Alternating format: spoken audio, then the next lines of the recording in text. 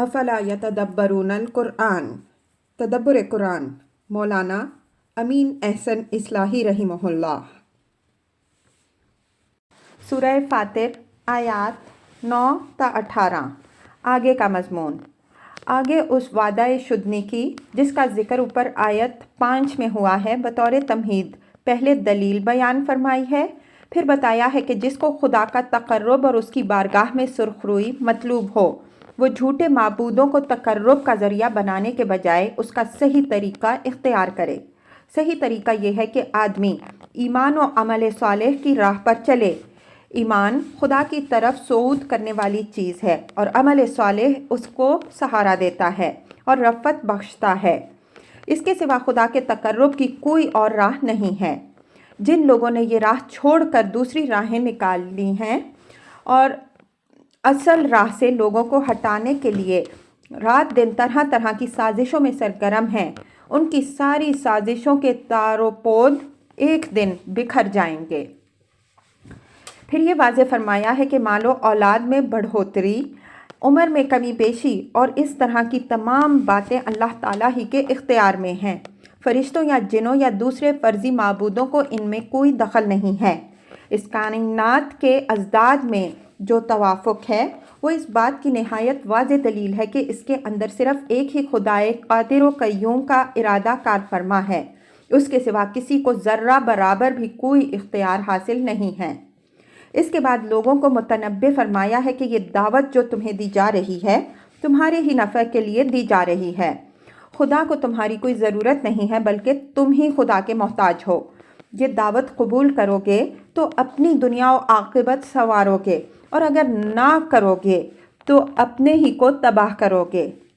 ساتھ ہی نبی صلی اللہ علیہ وسلم کو تسلی دی گئی ہے کہ کس مزاج کے لوگ اس دعوت کو قبول کریں گے اور کس طرح کے لوگ اس سے محروم رہیں گے۔ آیات کی تلاوت فرمائیے۔ اعوذ باللہ من الشیطان الرجیم، بسم اللہ الرحمن الرحیم۔ واللہ الذی ارسل الریاح فتثیر سحابا فسقناہ الی بلد میت فأحیینا بہ الارض بعد موتها کذلک النشور۔ من کان یرید العزة فللہ العزة جمیعا الیہ یصعد کلمۃ الطیب والعمل الصالح یرفعہ والذین یمکرون السیئات لهم عذاب شدید ومکر اولئک هو یبور۔ واللہ خلقکم من تراب ثم من نطفۃ ثم جعلکم ازواجا وما تحمل من انثی ولا تضع الا بعلمہ وما يعمر من معمر ولا ينقض من عمره إلا في كتاب إن ذلك على الله يسير۔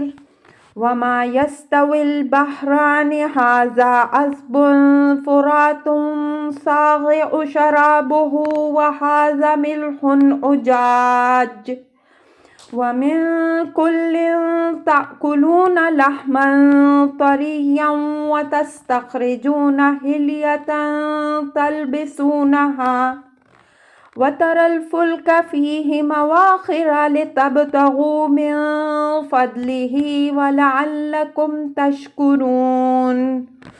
یولج اللیل فی النہار ویولج النہار فی اللیل وسخر الشمس والقمر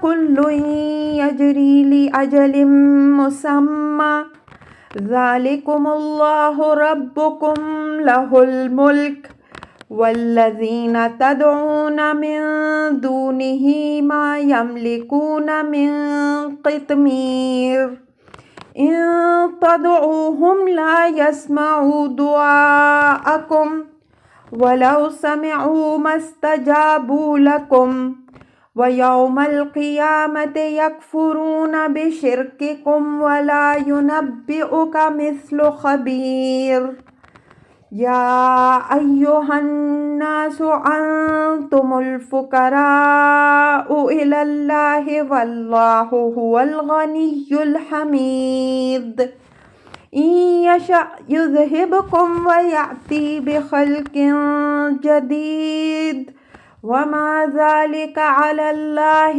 بِعَزِيزٍ وَلَا تَزِرُ وَازِرَةٌ وِزْرَ أُخْرَى وَإِن تَدْعُ مُثْقَلَةٍ إِلَى حِمْلِهَا لا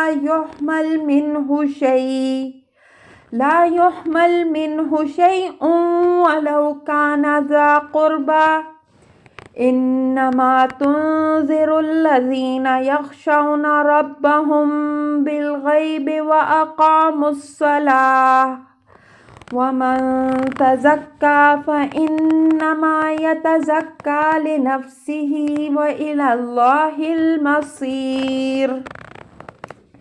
ترجمہ: اور اللہ ہی ہے جو بیچتا ہے ہواؤں کو، پس وہ ابھارتی ہیں بادلوں کو، پھر ہم ان کو ہانکتے ہیں کسی خشک زمین کی طرف، پس ہم اس سے اس زمین کو اس کے مردہ ہو جانے کے بعد از سر نو زندگی بخش دیتے ہیں۔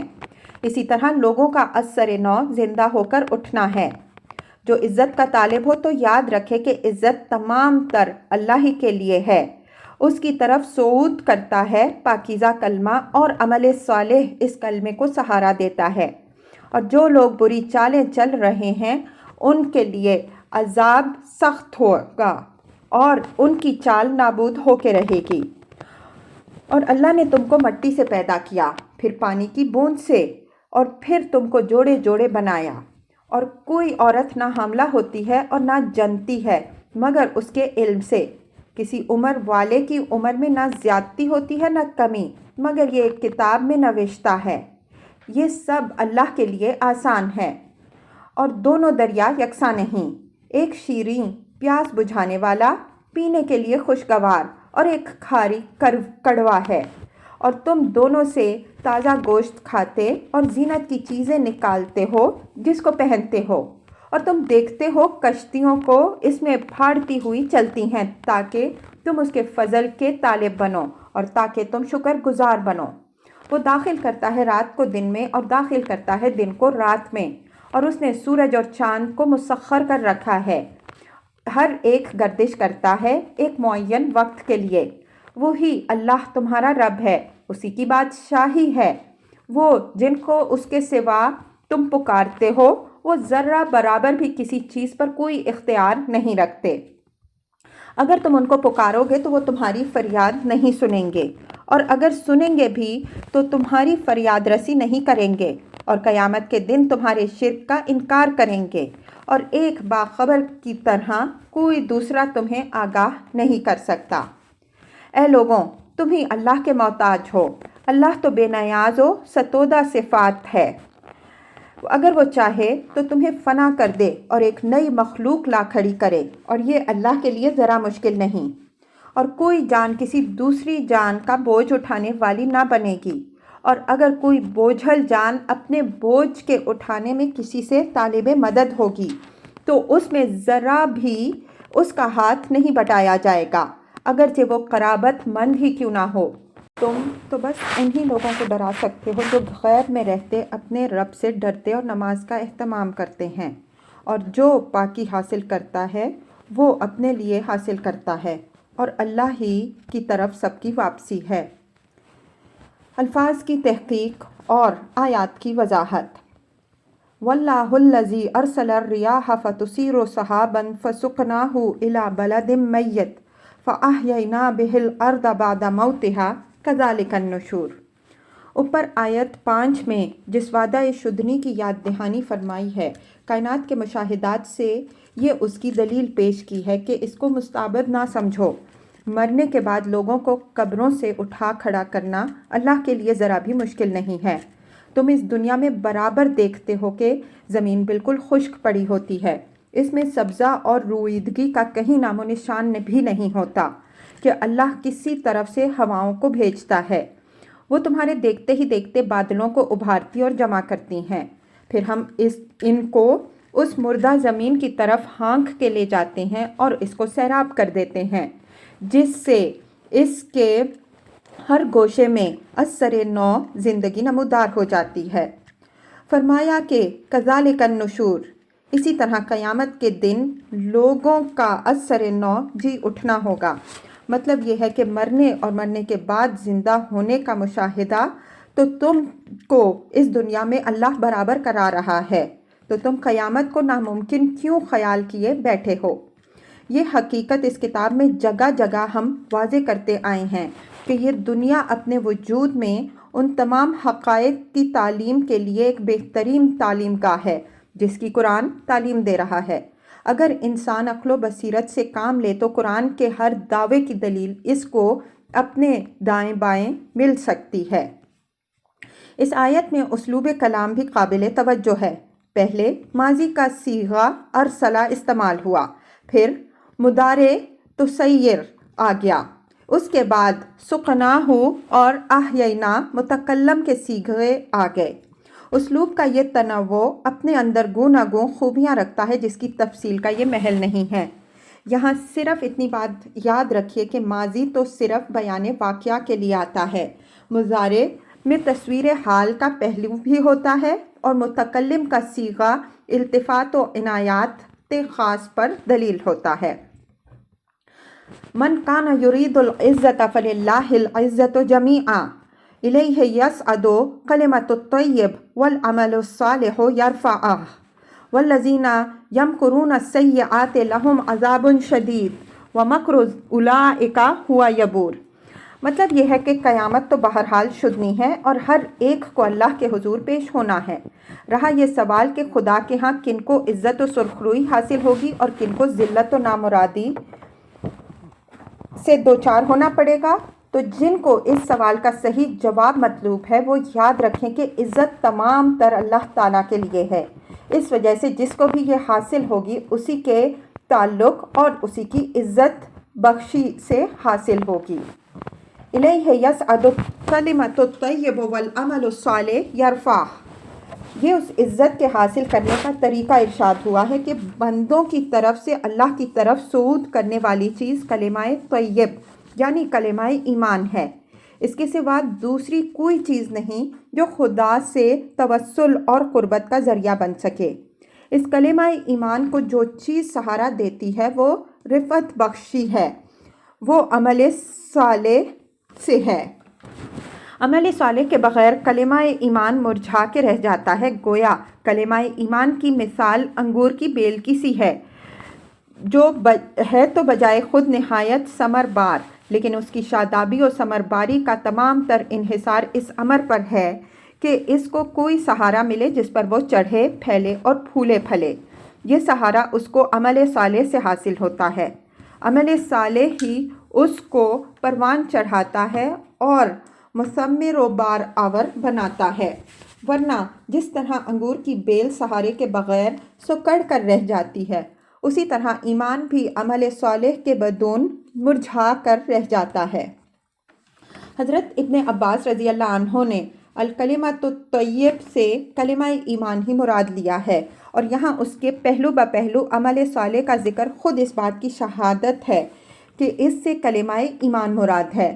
لفظ طیب اس کلمہ کی زرخیزی اور ثمرباری کی طرف اشارہ ہے، اس لیے کہ فلسفہ دین کے نقطہ نظر سے یہی کلمہ تمام تر علم و حکمت کی جڑ ہے۔ جس نے اس کو پا لیا اس نے تمام علم و حکمت کے خزانے کی کلید پا لی، اور یہ حقیقت بھی مسلم ہے کہ ایمان اور عمل صالح دونوں لازم و ملزوم ہیں۔ جس طرح ایمان کے بغیر عمل کی کوئی بنیاد نہیں، اسی طرح عمل کے بغیر ایمان ایک بے جان شے ہے۔ اس حقیقت کو اچھی طرح ذہن نشین کرنے کے لیے سورہ ابراہیم کی آیات 24 تا 26 کے تحت ہم جو کچھ لکھ آئے ہیں ایک نظر اس پر ڈال لیجئے۔ یہ بات یہاں مشرکین پر یہ حقیقت واضح کرنے کے لیے فرمائی گئی ہے کہ تم اپنے معبود ملائکہ کو خدا کے ہاں عزت و سرفرازی کا واسطہ سمجھے بیٹھے ہو، حالانکہ عزت صرف اللہ کے لیے ہے اور اللہ کا قرب حاصل کرنے کا واحد ذریعہ وہ ایمان ہے جس کے ساتھ عمل صالح کی تائید موجود ہو۔ قرآن میں مشرکین کی نسبت یہ بات جگہ جگہ نقل ہوئی ہے کہ وہ اپنے معبودوں کو خدا کے ہاں عزت و سرخروئی کا ذریعہ خیال کرتے ہیں۔ مثلاً ما نعبدہم الا لیقربونا الی اللہ زلفیٰ، زمر 3۔ ہم ان کو صرف اس لیے پوجتے ہیں کہ وہ ہم کو خدا سے قریب تر کر دیں۔ دوسری جگہ ہے وَاتَّخَذُوا مِن دُونِ اللَّهِ آلِهَةً لِيَكُونُوا لَهُمْ عِزًّا، مریم 81۔ اور انہوں نے اللہ کے سوا دوسرے معبود بنا رکھے ہیں تاکہ وہ ان کے لیے عزت کا ذریعہ بن سکیں۔ ان کے اسی واہمہ پر یہاں ضرب لگائی ہے کہ اس جنت الحمقہ سے نکلو اور خدا کے ہاں عزت کے طالب ہو تو اس کے لیے ایمان و عمل صالح اختیار کرو۔ والذین یمکرون السیئات لہم عذاب شدید، یعنی جو لوگ اس حقیقت کا مواجہہ کرنے کے بجائے اپنے پندار کے تحفظ اور اللہ کے دین اور اس کے رسول کو ذکر پہنچانے کے لیے طرح طرح کی بری چالیں چل رہے ہیں، وہ یاد رکھیں کہ اس طرح ان کو عزت نہیں حاصل ہوگی بلکہ وہ اپنے لیے ایک سخت عذاب کا سامان کر رہے ہیں۔ اس ٹکڑے میں سیئات کا نسب کچھ بیگانہ سا محسوس ہوتا ہے، اس لیے کہ فعل مکر اس طرح متعدی نہیں ہوتا۔ صاحب کشاف نے اس کی توجیہ یہ کی ہے کہ سیئات یہاں مصدر کی صفت ہے، یعنی یمکرون المکرات السیئہ۔ یہ توجیہ صحیح معلوم ہوتی ہے۔ آگے آیت 43 میں اس کی نظیر موجود ہے۔ وَمَكْرُ أُولَٰئِكَ هُوَ يَبُورُ، یعنی جو لوگ اس فریب نفس میں خود بھی مبتلا ہیں اور دوسروں کو بھی مبتلا رکھنے کے لیے رات دن جوڑ توڑ میں سرگرم ہیں، وہ یاد رکھیں کہ ایک دن ان کی یہ ساری سازشیں اور سرگرمیاں نابود ہو جائیں گی۔ یہاں مبتدا کے اعادے سے کلام میں یہ زور پیدا ہو گیا ہے کہ ان لوگوں کی ان ساری سازشوں سے کسی دوسرے کا کچھ نہیں بگڑے گا بلکہ تباہی ان کی سازشوں ہی پر آئے گی اور وہ انہی کی خرابیوں کا باعث ہوں گی۔ آگے اس مضمون کو کھول دیا ہے، فرمایا وَلَا يَحِيقُ مَكْرُ السَّيِّئَةِ إِلَّا بِأَهْلِهِ، اور بری چالیں انہی کو تباہ کرتی ہیں جو بری چالیں چلتے ہیں، اس لیے کہ حق ایک متاع مشترک اور سب کی فلاح کا ذریعہ ہے۔ اگر کوئی اس کی مخالفت کرتا ہے تو خود اپنی ہی آنکھیں پھوڑتا اور اپنے ہی پاؤں پر کلہاڑی مارتا ہے۔ وَاللَّهُ خَلَقَكُم مِّن تُرَابٍ ثُمَّ مِن نُطْفَةٍ ثُمَّ جَعَلَكُمْ أَزْوَاجًا وَمَا تَحْمِلُ مِنْ أُنثَىٰ وَلَا تَضَعُ إِلَّا بِعِلْمِهِ وَمَا يُعَمِّرُ مِن مُّعَمَّرٍ وَلَا يَنقُضُ مِنْ عُمُرِهِ إِلَّا فِي كِتَابٍ إِنَّ ذَلِكَ عَلَى اللَّهِ يَسِيرٌ، یعنی اولاد اور عمر میں جو کمی بیشی ہوتی ہے وہ اللہ ہی کے علم اور اسی کے حکم سے ہوتی ہے۔ ان چیزوں میں بھی تمہارے ان دیویوں دیوتاؤں کو کوئی دخل نہیں، اس وجہ سے ان کے لیے بھی تمہیں خدا ہی کی طرف رجوع کرنا چاہیے، اس کے سوا کسی دوسرے کا سہارا نہیں ڈھونڈنا چاہیے۔ یہ امر یہاں ملحوظ رہے کہ مال و اولاد اور صحت و زندگی اور اس قبیل کی دوسری مطلوبات ہمیشہ شرک کے عوامل میں سے رہی ہیں۔ جن کے ہاں اولاد نہیں ہوتی یا ہوتی ہے لیکن زندہ نہیں رہتی، صرف لڑکیاں ہی لڑکیاں پیدا ہوتی ہیں، اولاد نرینہ نہیں پیدا ہوتی۔ اس طرح کے لوگ اگر وہمی ہوتے ہیں تو شیطان بڑی آسانی سے ان کا رخ تھانوں، استہانوں، قبروں اور مزاروں کی طرف موڑ دیتا ہے۔ مشرکین عرب کے شرک میں بھی اس عامل کو بڑا دخل رہا ہے۔ وہ اپنے معبودوں کو آسمان و زمین کا خالق تو نہیں سمجھتے تھے، لیکن رزق و مال و اولاد وغیرہ کے معاملات میں ان کو، خاص طور پر فرشتوں کو، بہت دخیل سمجھتے تھے۔ اسی طرح بیماری اور موت وغیرہ کے معاملے میں وہ جنوں کو متصرف خیال کر کے ان کی پوجا کرتے۔ ہم سورہ انعام کی تفسیر میں ذکر کر آئے ہیں کہ بعض جنوں کو وہ اتنا خطرناک سمجھتے تھے کہ ان کے لیے اپنی اولاد تک کی قربانی کرتے۔ ان کا خیال تھا کہ اگر کسی بیٹے یا بیٹی کی قربانی دے کر ان کو راضی نہ رکھا جائے تو یہ ساری اولاد چٹ کر جاتے ہیں۔ اسی طرح جو لوگ کسی بیماری میں مبتلا ہوتے ہیں وہ بھی ان دیویوں دیوتاؤں کی طرف رجوع کرتے ہیں اور ان سے صحت اور طول عمر کی دعا کرتے ہیں۔ اس آیت میں انہی اوہام پر ضرب لگائی ہے۔ وَاللَّهُ خَلَقَكُم مِّن تُرَابٍ ثُمَّ مِّن نُطْفَةٍ ثُمَّ جَعَلَكُمْ أَزْوَاجًا۔ یہ ٹکڑا آگے کے مضمون کے لیے بطور تمہید ہے۔ اس میں اس مسلم حقیقت کی طرف توجہ دلائی ہے کہ یہ اللہ ہی ہے جس نے آدم علیہ السلام کو مٹی سے پیدا کیا، پھر نطفے سے ان کی نسل چلائی، پھر تم کو جوڑے جوڑے بنایا۔ مطلب یہ ہے کہ سارا گھر بنایا اور بسایا تو خدا نے، اور یہ ایسی حقیقت ہے جس سے تمہیں بھی انکار نہیں۔ تو اس گھر کو بسا کر آخر خدا کو کیا مشکل پیش آئی کہ وہ اس کے رزق، اولاد، عمر وغیرہ کے معاملات دوسروں کے سپرد کرنے پر مجبور ہو گیا؟ کیا جو تمہیں مٹی سے بنا سکتا ہے، پانی کی ایک بوند سے تمہاری نسل چلا سکتا ہے، تمہیں میاں بیوی کی صورت میں آباد کر سکتا ہے، وہ تمہارے رزق، تمہاری اولاد اور تمہاری عمر کے معاملات کو سر انجام دینے سے قاصر ہے کہ ان کے لیے تمہیں دوسرے آستانوں کا محتاج بنائے۔ وَمَا تَحْمِلُ مِنْ أُنثَىٰ وَلَا تَضَعُ إِلَّا بِعِلْمِهِ۔ یہ اوپر والی تمہید کے لازمی نتیجہ کی طرف اشارہ فرمایا کہ جس نے آدم علیہ السلام کا یہ کنبہ بسایا ہے وہ اچھی طرح جانتا ہے کہ کون عورت کب حاملہ ہوئی اور اس کے پیٹ میں لڑکا ہے یا لڑکی، اور وہ یہ بھی جانتا ہے کہ وہ کب اس کو جنے گی اور کس شکل میں جنے گی۔ یہاں علم کا حوالہ خاص طور پر اس وجہ سے دیا کہ مشرکین عرب خدا کے خالق ہونے کے منکر نہیں تھے۔ ان کو وہم تھا تو یہ تھا کہ اتنی وسیع و عریض دنیا کے ہر معاملے کی خبر خدا کو کس طرح ہو سکتی ہے۔ اس وجہ سے بہت سے معاملات جو رزق، عمر اور اولاد وغیرہ سے متعلق ہیں اس میں اپنے شرکاء کے حوالے کر دیے ہیں۔ قرآن نے الا بعلمہ کے لفظ سے ان کے اسی واہمہ پر ضرب لگائی ہے کہ کوئی چھوٹے سے چھوٹا واقعہ بھی اس دنیا میں ایسا نہیں ہوتا جو اس کے خالق کے دائرہ علم سے باہر ہو۔ وَمَا يُعَمِّرُ مِن مُعَمَّرٍ وَلَا يُنقَضُ مِنْ عُمْرِهِ إِلَّا فِي کتاب۔ لفظ معمر یہاں طویل العمر کے مفہوم میں نہیں ہے، بلکہ اس سے مراد ہر شخص ہے جس کو عمر لمبی ملتی ہے، خواہ طویل یا قصیر۔ صاحب کشاف نے اس کا یہی مفہوم لیا ہے اور ہمارے نزدیک یہ صحیح ہے۔ یہ اوپر والے مضمون کی مزید وضاحت ہے کہ جس کو بھی کوئی عمر نصیب ہوتی ہے اور پھر اس عمر میں سے جو گھنٹے اور دن کم ہو جاتے ہیں وہ خدا کے حکم اور علم سے ہوتے ہیں۔ الا فی کتاب، یہ اوپر کے الفاظ الا بعلمہ کی جگہ پر ہے اور اس سے اوپر والا مضمون مزید محکم و موثق ہوتا ہے۔ یعنی صرف یہی نہیں کہ خدا ان ساری باتوں کو جانتا ہے بلکہ ان میں سے ہر چیز ایک عظیم کتاب میں مندرج ہیں۔ اس وہم میں نہ رہو کہ خدا کسی چیز کو بھول جائے گا۔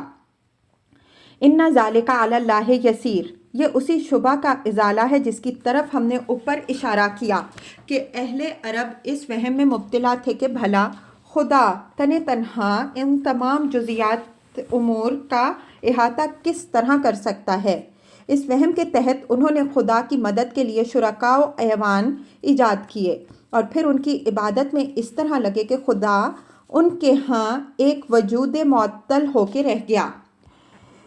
یہ ان کے اسی واہمہ کی تردید ہے کہ خدا کے لیے ان کاموں میں کوئی کام بھی مشکل نہیں ہے کہ وہ کسی شریک و مددگار کا محتاج ہو۔ وَمَا يَسْتَوِي الْبَحْرَانِ هَٰذَا عَذْبٌ فُرَاتٌ سَاغِعٌ شَرَابُهُ وَهَٰذَا مِلْحٌ أُجَاجٌ وَمِن كُلٍّ تَأْكُلُونَ لَحْمًا طَرِيًّا وَتَسْتَخْرِجُونَ حِلْيَةً تَلْبِسُونَهَا وَتَرَى الْفُلْكَ فِيهِ مَوَاخِرَ لِتَبْتَغُوا مِن فَضْلِهِ وَلَعَلَّكُمْ تَشْكُرُونَ يُولِجُ اللَّيْلَ فِي النَّهَارِ وَيُولِجُ النَّهَارَ فِي اللَّيْلِ وَسَخَّرَ الشَّمْسَ وَالْقَمَرَ كُلٌّ يَجْرِي لِأَجَلٍ مُّسَمًّى ذَلِكُمُ اللَّهُ رَبُّكُمْ لَهُ الْمُلْكُ وَالَّذِينَ تَدْعُونَ مِن دُونِهِ مَا يَمْلِكُونَ مِن قِطْمِيرٍ۔ یہ ایک دوسرے پہلو سے شرک اور شرکاء کی تردید فرمائی گئی ہے۔ اس کائنات میں ازداد کا جو تصادم ہے یہ بھی شرک کے نہایت اہم عوامل میں سے ہے۔ قرآن نے مختلف پہلوؤں سے اس کی تردید فرمائی ہے اور ہم اس کی وضاحت کرتے آ رہے ہیں۔ یہاں بھی اسی کی طرف اشارہ ہے کہ دنیا میں ازداد کا وجود اس بات پر دلیل نہیں کہ اس کے اندر مختلف ارادے کار فرما ہیں، اس لیے کہ اس کے ازداد میں ظاہری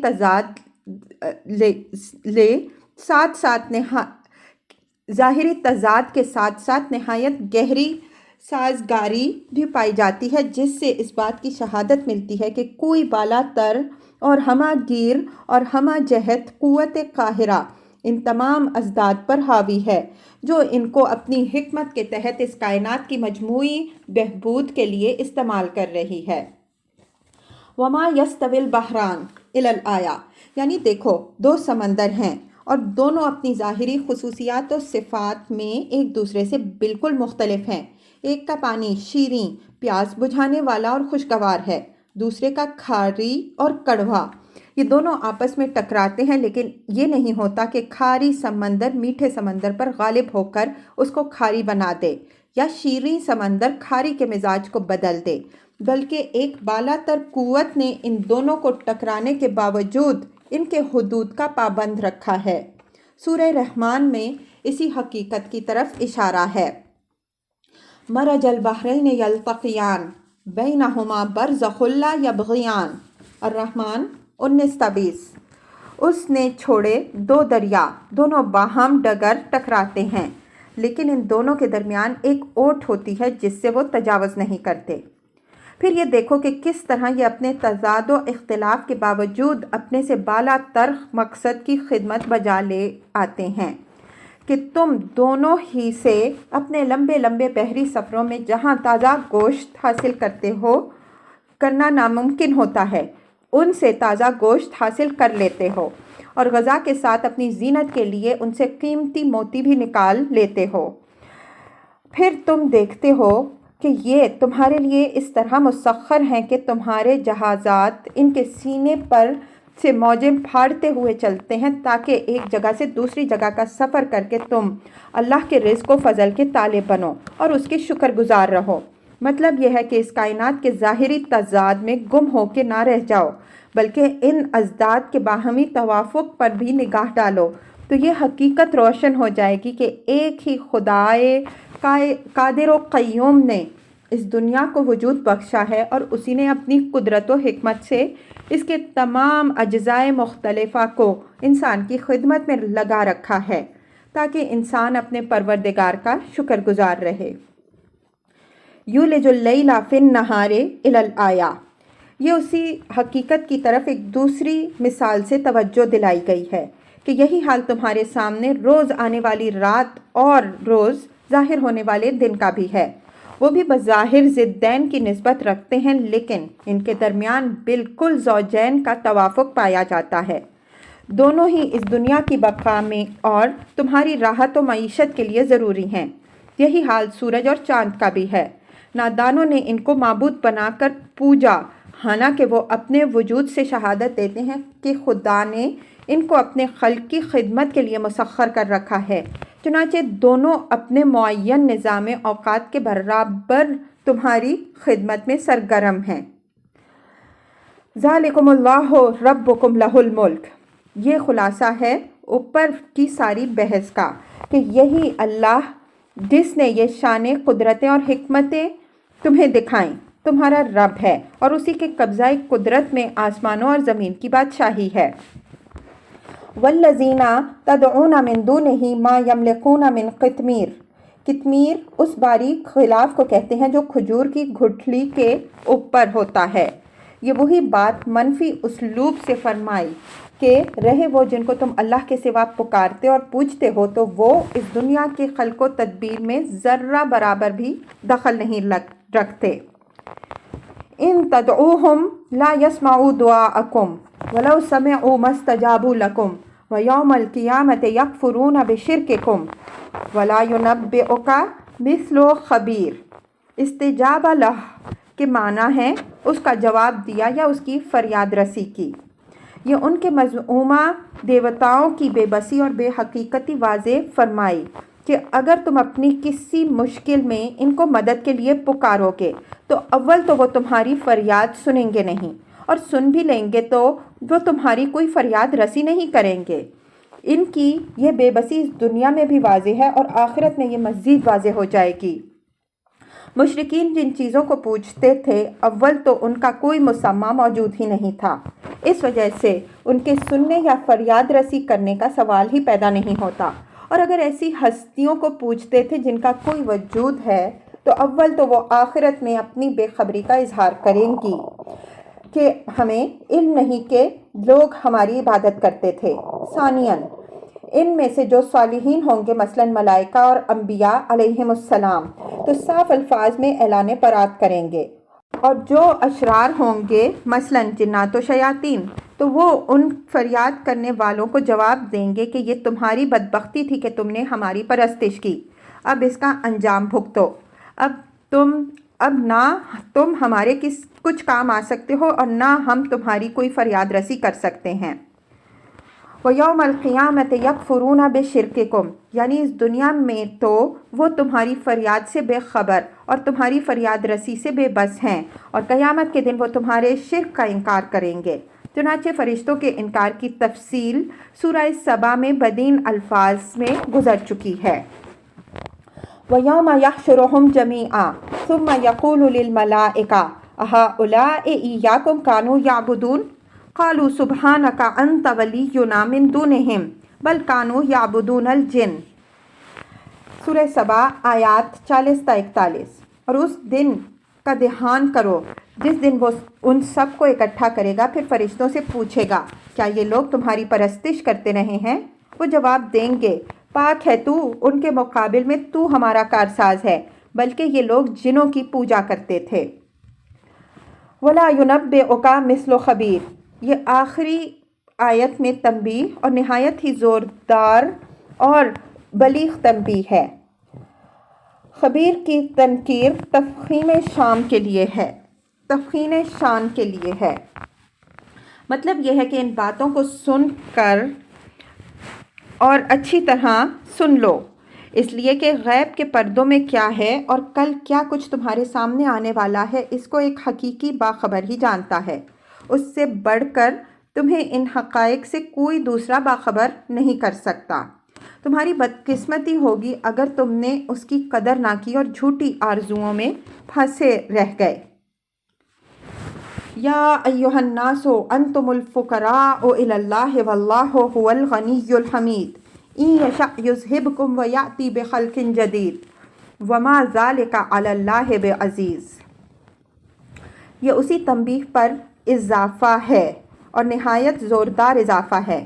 خطاب بھی یا ایھا الناس کے الفاظ سے ہے کہ سب کان کھول کر سن لیں کہ تعلیم و تذکیر کا یہ سارا اہتمام جو کیا گیا ہے اور خدا کا رسول لوگوں کو جگانے اور جھنجھوڑنے کے لیے اپنے رات دن جو ایک کیے ہوئے ہے، تو اس لیے نہیں کہ لوگوں کے ایمان نہ لانے سے اللہ کا کوئی کام اٹکا ہوا ہے۔ خدا تو بالکل بے نیاز اور اپنی ذات میں ستودہ صفات ہے، البتہ تم لوگ خود خدا کے محتاج ہو، اس دنیا میں بھی اور آخرت میں بھی۔ خدا کی بے نیازی کا تو یہ عالم ہے کہ وہ چاہے تو تم سب کو فنا کر دے اور تمہاری جگہ ایک دوسری نئی مخلوق لا بسائے، اگر وہ یہ کرنا چاہے تو یہ کام ذرا بھی اس کے لیے مشکل نہیں۔ یہ محض تمہارے اوپر اس کی رحمت و عنایت ہے کہ تمہاری ان ناقدریوں اور ناشکریوں کے باوجود تمہیں وہ مہلت دیے جا رہا ہے۔ بہتر ہے کہ اس مہلت سے فائدہ اٹھاؤ، ورنہ یاد رکھو کہ نہ خدا کا کچھ بگاڑو گے نہ اس کے رسول کا، بلکہ اپنے ہی کو تباہ کرو گے۔ هو الغنی الحمید کی وضاحت ہم دوسرے مقام میں کر چکے ہیں کہ خدا اپنی ذات میں کامل ہے، اس کا یہ کمال اس کی ذات سے خارج کسی چیز کا محتاج نہیں، ساتھ ہی وہ حمید یعنی تمام صفات حمد سے متصف بھی ہے۔ خلق کے ساتھ اس کا تعلق کسی احتیاج کی بنا پر نہیں بلکہ تمام تر اس کی رحمت و عنایت پر مبنی ہے۔ وَلَا تَزِرُ وَازِرَةٌ وِزْرَ أُخْرَىٰ وَإِن تَدْعُ مُثْقَلَةٌ إِلَىٰ حِمْلِهَا لَا يُحْمَلْ مِنْهُ شَيْءٌ وَلَوْ كَانَ ذَا قُرْبَىٰ إِنَّمَا تُنذِرُ الَّذِينَ يَخْشَوْنَ رَبَّهُم بِالْغَيْبِ وَأَقَامُوا الصَّلَاةَ وَمَن تَزَكَّىٰ فَإِنَّمَا يَتَزَكَّىٰ لِنَفْسِهِ وَإِلَى اللَّهِ الْمَصِيرُ۔ یہ اوپر والے مضمون کی مزید وضاحت دوسرے پہلو سے ہے۔ فرمایا کہ اس دن کوئی جان کسی دوسرے کا بوجھ اٹھانے والی نہیں بنے گی، بلکہ ہر ایک کو اپنا بوجھ خود اٹھانا پڑے گا۔ وَإِن تَدْعُ مُثْقَلَةٌ إِلَىٰ حِمْلِهَا لَا يُحْمَلْ مِنْهُ شَيْءٌ وَلَوْ كَانَ ذَا قُرْبَىٰ۔ مُثْقَلَةٌ سے پہلے محذوف ہے، یعنی نفس مثقلہ، اپنی بار گناہ کے نیچے دبی ہوئی جان۔ اسی طرح اِلیٰ حِمْلِهَا میں حمل سے پہلے مضاف محذوف ہے اور کانا کے بعد اس کا اسم المدعو محذوف ہے۔ یہ تمام محذوفات اعلیٰ عربیت کے معروف قواعد کے مطابق ہیں۔ مطلب یہ ہے کہ اگر کوئی اپنے گناہوں سے بوجھل جان کسی کو پکارے گی کہ ذرا وہ اس کے بوجھ اٹھانے میں اس کو سہارا دے دے تو کوئی اس کا ہاتھ بٹانے والا نہیں بنے گا، اگرچہ جس کو وہ مدد کے لیے پکارے وہ قریبی رشتہ دار ہی کیوں نہ ہو۔ نیک تو اس لیے اس کا ہاتھ نہیں بٹائیں گے کہ جب وہ دنیا میں اس کے گناہوں میں اس کے ساتھی نہ بنے تو وہ آخرت میں اس کے ساتھی کیوں بنے، اور جو بد ہوں گے وہ خود اپنے بوجھ تلے دبے ہوں گے، وہ کسی دوسرے کو کیا سہارا دے سکیں گے۔ انما تنذر الذین یخشون ربهم بالغیب واقاموا الصلاۃ۔ یہ پیغمبر صلی اللہ علیہ وسلم کے لیے تسلی ہے کہ تم ان حقائق سے لوگوں کو باخبر کر دو۔ اگر یہ متنبع ہوتے ہیں تو فبہا، نہیں ہوتے ہیں تو ان کو ان کے حال پر چھوڑو۔ تمہارا انذار صرف انہی لوگوں پر کارگر ہو سکتا ہے جو اپنی عقل اور سمع و بصر اور فؤاد کی صلاحیتوں سے فائدہ اٹھائیں اور غیب میں رہتے اپنے رب سے ڈرے اور نماز کا اہتمام کرتے رہیں۔ وہ لوگ جو سب کچھ آنکھوں سے دیکھ کر ماننا چاہتے ہیں تو ان کا علاج تمہارے پاس نہیں، ان کا معاملہ ہمارے اوپر چھوڑو۔ وَأَقَامُوا الصَّلَاةَ کا ذکر یہاں ایمان کے اولین ثمرہ اور خشیت رب بالغیب کی علامت کے طور پر ہے۔ جو شخص غیب میں خدا سے ڈرتا ہے وہ لازماً نماز کا اہتمام کرتا ہے۔ جو نماز سے بے پرواہ ہے وہ خدا سے بے پرواہ ہے، اگرچہ وہ زبان سے ایمان کے کتنے ہی بلند بانگ دعوے کرے۔ وَمَن تَزَكَّىٰ فَإِنَّمَا يَتَزَكَّىٰ لِنَفْسِهِ وَإِلَى اللَّهِ الْمَصِيرُ۔ یہ نماز کے فائدے کی طرف اشارہ فرمایا ہے کہ جو شخص گناہوں کے بوجھ سے سبکدوش اور پاکیزہ ہونا چاہتا ہو وہ جھوٹے سہاروں پر اعتماد کرنے کے بجائے نماز کا اہتمام کرے۔ یہ چیز اس کے گناہوں سے پاک کرے گی، اور جس نے پاکیزگی حاصل کی وہ اپنا ہی بھلا کرے گا۔ اس لیے اللہ کسی کی عبادت و اطاعت کا محتاج نہیں ہے، بلکہ بندے خود ہی اس کے محتاج ہیں، اور سب کی واپسی بہرحال اسی کی طرف ہونی ہے۔